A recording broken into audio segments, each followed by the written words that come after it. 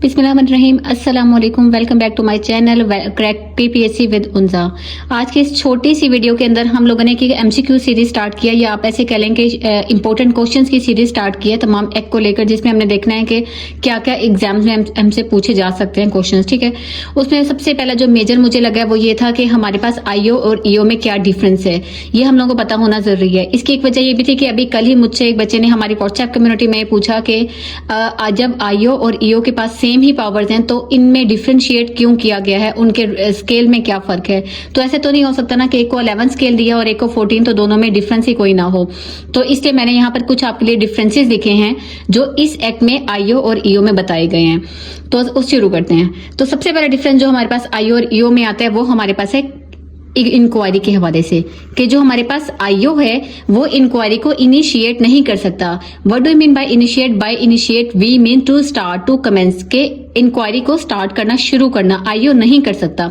Inquiry EO initiate करता है, ठीक है, एसडीओ भी कर सकता है, ठीक है, या ईओ से ऊपर के जितने भी अथॉरिटीज हैं वो लोग कर सकते हैं, बट आईओ नहीं कर सकता। ठीक हो गया जी। उसके बाद सेकंड हमारे पास आता है फाइन को इम्पोज करने की पावर।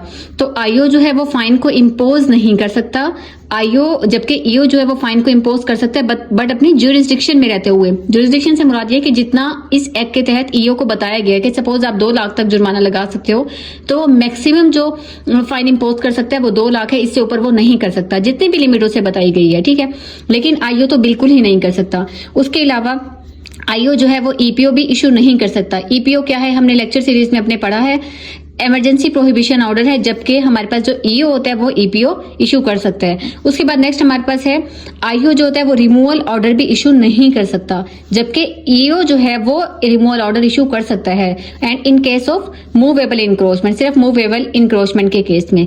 ठीक है, ये थे कुछ शॉर्ट डिफरेंसेस। इसके अलावा एक और डिफरेंस भी है, वो ये है कि जब हमने इस एक्ट के अंदर विसल ब्लोअर की बात की है, तो जो विसल ब्लोअर या कोई भी कंप्लेनेंट या कोई भी इन्फॉर्मर आके किसी भी किस्म की जब वो इन्फॉर्मेशन दे रहा होता है ना, या कोई कंप्लेंट कर रहा होता है, वो डायरेक्ट आके जो सबसे लोएस्ट अथॉरिटी है जिसको वो कर सकता है वो ईओ है। ठीक है, ईओ के पास ये अथॉरिटी है कि कोई भी विसल ब्लोअर आके कोई खबर देना चाहे तो वो ईओ को दे सकता है, आईओ को नहीं दे सकता। कोई कंप्लेनेंट कंप्लेंट करना चाहिए तो वो ईओ को कर सकता है, आईओ को वो नहीं कर सकता।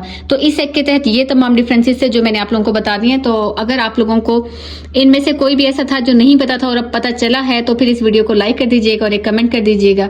Thank you. मिलते हैं अगली वीडियो में। अल्लाह हाफिज।